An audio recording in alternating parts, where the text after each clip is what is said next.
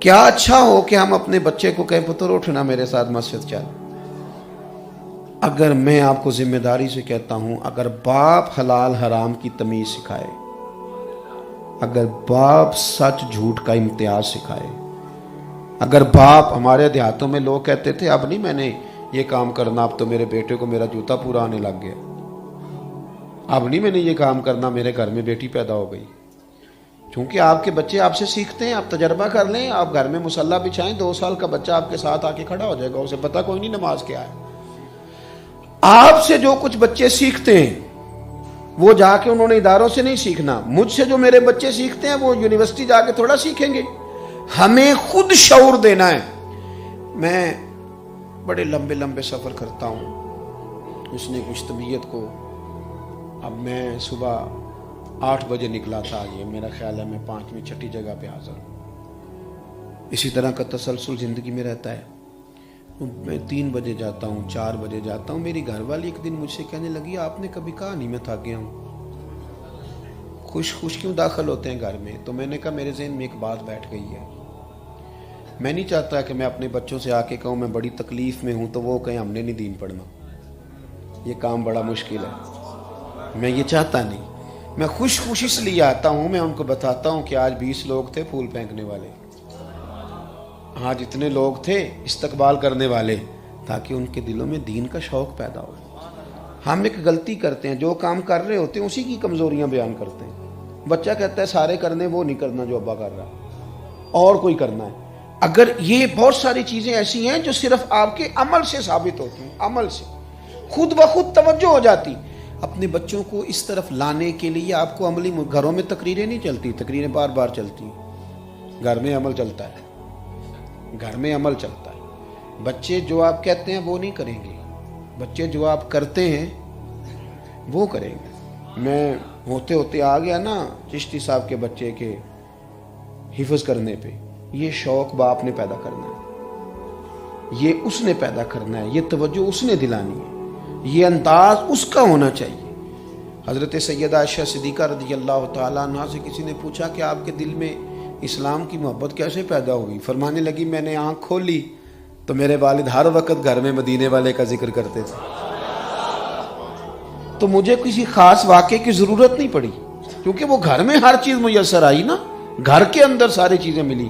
تو آپ اپنے گھروں کے اندر بہت سارا ماحول ٹھیک کرنے کی ذمہ دار ہم خود ہیں. کرتے ہیں کچھ باتیں ایسی جس سے گھر کا ماحول بگڑتا ہے، مانتے نہیں کیونکہ ڈالنا کسی پہ ہی ہوتا ہے، لیکن کہیں نہ کہیں ہم کوئی ایسی کمزوری دکھاتے ہیں، عملی طور پر کوئی ایسی کمزوری ہم سے ہو جاتی ہے. بچے کو پتہ چل جاتا ہے ان کا ابا موبائل پہ کیا دیکھتا ہے، بچوں کو پتہ چل جاتا ہے میرے ابے کے دوست کس طرح کے، والد کو، بچوں کو پتہ چل جاتا ہے کہ میرے باپ کا ذہن کس طرح کا ہے. اگر آپ نے اپنا ذہن بنا لیا ہے کہ پیسہ ہی لانا ہے جس طرح مرضی بھی آئے، تو یاد رکھنا بیٹا ایک دن کہہ دے گا کہ ابا جی آپ نے کمایا کیا ہے.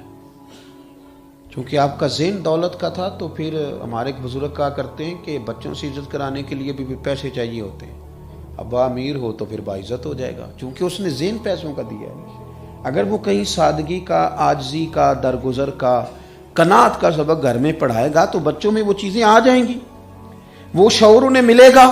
حضرت عمر بن عبدالعزیز رحمۃ اللہ تعالیٰ علیہ کی اہلیہ آپ کے وقت وصال کہنے لگی آپ نے تو بچوں کے لیے کچھ بھی نہیں کیا.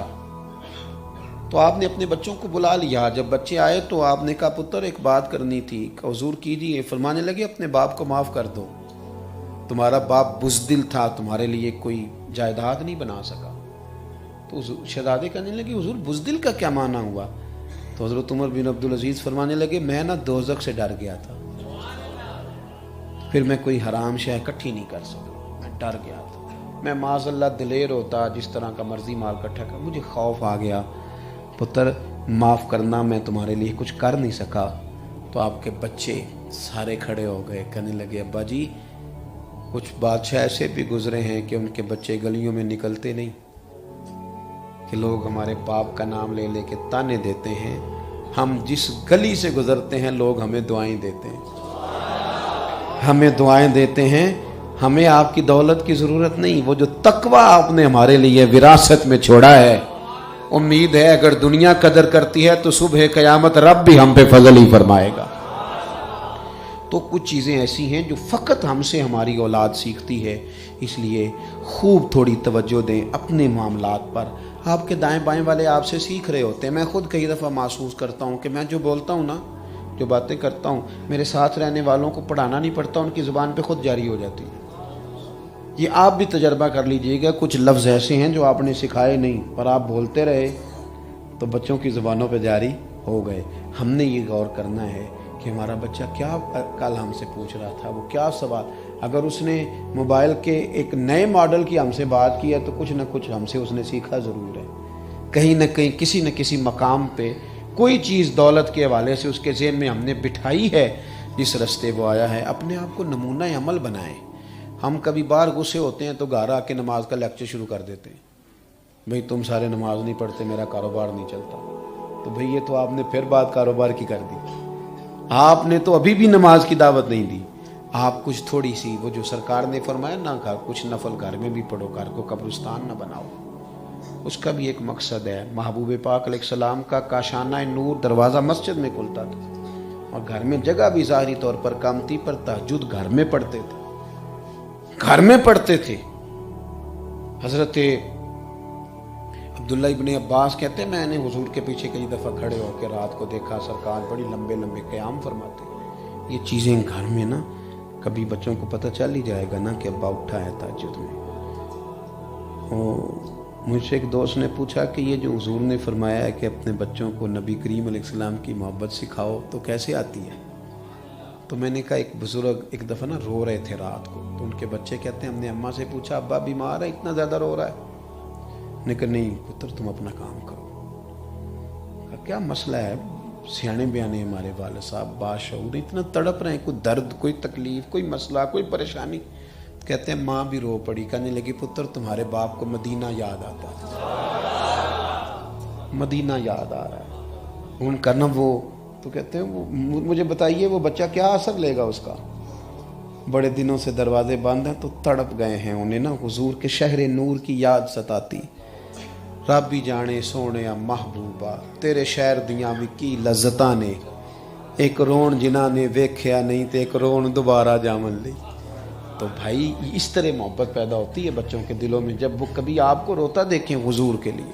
اللہ کی بارگاہ میں دعا کرتا ہوں اللہ تعالی حضرت کے بچے کو برکتیں عطا فرمائے اور ہمارا حاضر ہونا اپنی بارگاہ میں قبول فرمائے۔ آخر دعوانا الحمدللہ۔